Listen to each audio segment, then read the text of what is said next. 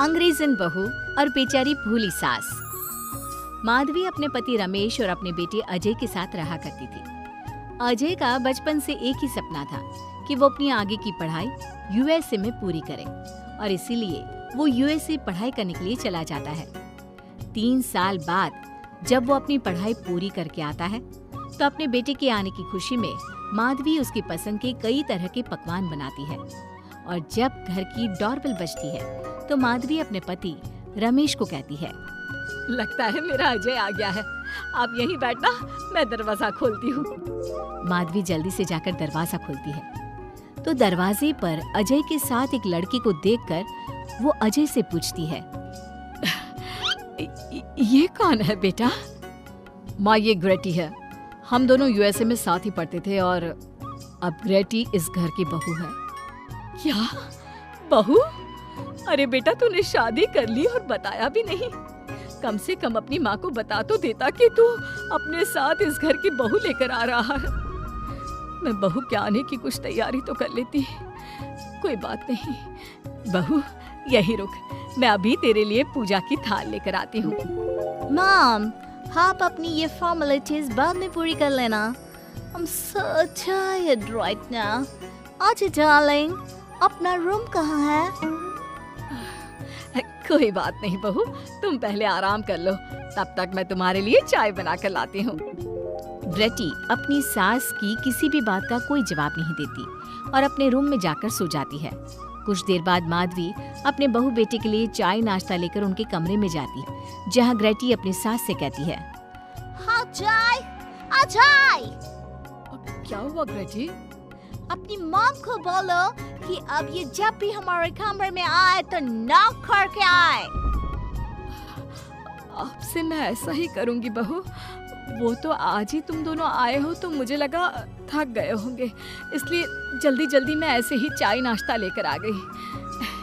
वो क्या है ना, अजय जब भी बाहर से आता है तो आते ही चाय मांगता है, बस इसीलिए मैं ना ये चाय यहाँ रख देती हूँ, पी लेना, अदरक वाली चाय है। ये बोलकर माधवी वहाँ से जाने लगती है। तभी ग्रेटी अपनी सास से कहती है, जाते हुए अपनी साथ अपनी ये चाय भी ले जाओ, क्योंकि अजय अब चाय नहीं पीता। हाँ माँ, जब से मैं यूएसए गया हूँ तब से मैंने चाय पीनी छोड़ दी है। अब एक काम करो, हम दोनों के लिए कॉफी ले आओ, मैं सच में बहुत ज्यादा थक गई हूँ। अरे ठीक है, ला देती हूँ।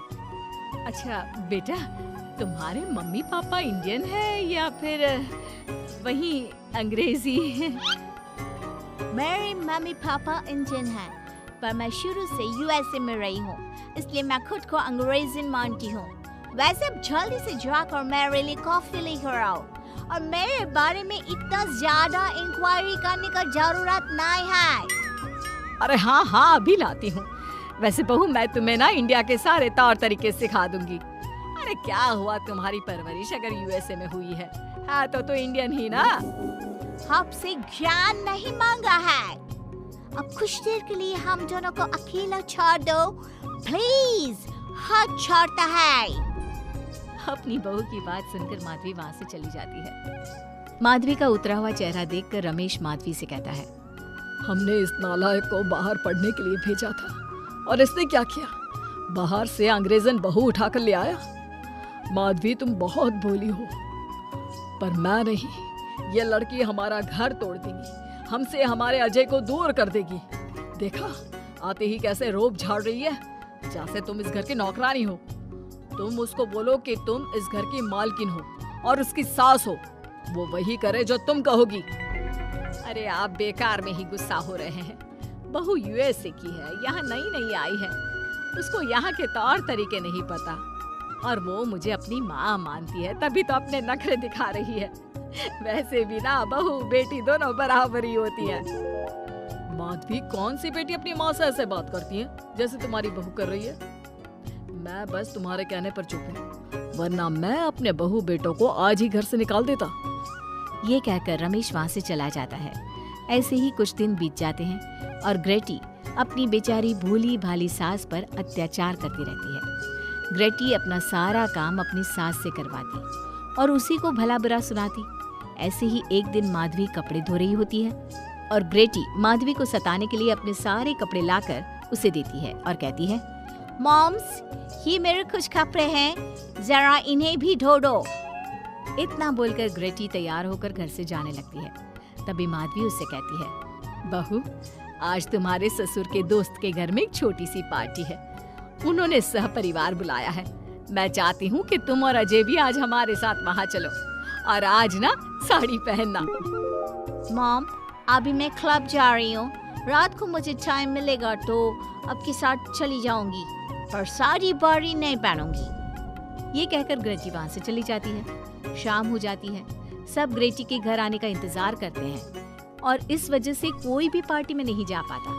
इंतजार करते करते रात के 12 बज जाते हैं। 12 बजे रात को ग्रेटी नशे की हालत में जख्मी घर आती है। अपनी बहू के सर और हाथ पर लगी चोट देखकर माधवी परेशान हो जाती है और जल्दी से फर्स्ट एड का बॉक्स लाकर अपनी बहू के सर पर पट्टी करती है। एक माँ की तरह प्यार करते हुए वो अपनी बहू से कहती है, बहू, तुझे चोट कैसे लग गई बेटा? मैं घर आ रही थी, एक बाइक वाले से मेरी टक्कर हो गई। कोई बात नहीं बेटा, कल सुबह होते ही तुझे अपने फैमिली डॉक्टर के पास ले जाऊंगी। अच्छा, अब तू ना आराम कर, मैं तेरे लिए अभी हल्दी वाला दूध लेकर आती हूँ। माधवी, मैंने तुम्हें पहले ही समझाया था, ये अंग्रेजन हमारे घर के लिए ठीक नहीं है, पर तुमने मेरी एक नहीं मानी। अब देख लो, आज इस अंग्रेजन बहू की वजह से सारे मोहल्ले में हमारी नाक कट गई है। आज सब हम पर हंसते हैं और ये सब कुछ तुम्हारी वजह से हुआ है, तुम्हारी छूट की वजह से हुआ है। ये कहकर रमेश अपने रूम में चला जाता है, पर माधवी अपनी बहू की पट्टी करके उसे उसके कमरे में जाकर सुला देती है। अगले दिन माधवी ग्रेटी को लेकर अपने फैमिली डॉक्टर के पास जाती है, जहाँ ग्रेटी देखती है कि उस डॉक्टर की बहू ने साड़ी पहनी है और एक संस्कारी बहू की तरह घर में पूजा पाठ करके अपने सास ससुर के पैर छूकर उनका सुबह सुबह आशीर्वाद लेती है। डॉक्टर की बहू को देखकर ग्रेटी को अपना बर्ताव याद आता है और उसे एहसास होता है कि वो अपनी भोली और मासूम सास के ऊपर कितना अत्याचार करती है, पर फिर भी माधवी सबसे लड़कर हमेशा उसका साथ देती है। ये सब देखकर ग्रेटी को पश्चाताप होता है और कुछ देर बाद वो दोनों दवाई लेकर घर आती है।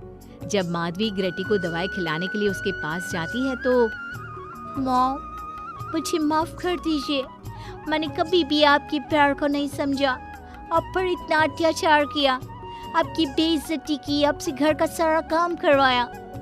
आपने मुझे कितनी छूट दी, पर फिर भी मैं आपके साथ इतना बुरा करती थी।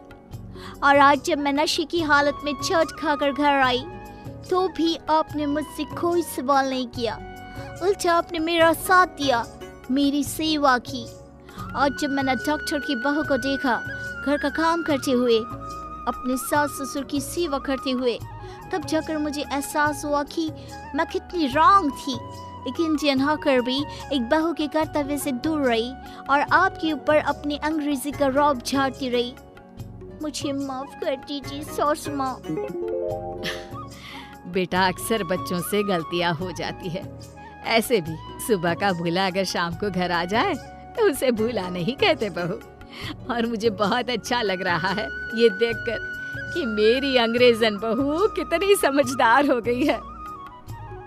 जिसके बाद माधवी और ग्रेटी एक दूसरे को गले लगा लेती है और उसके बाद से ग्रेटी एक संस्कारी बहू की तरह रहती है और अपनी सास को किसी भी शिकायत का मौका नहीं देती।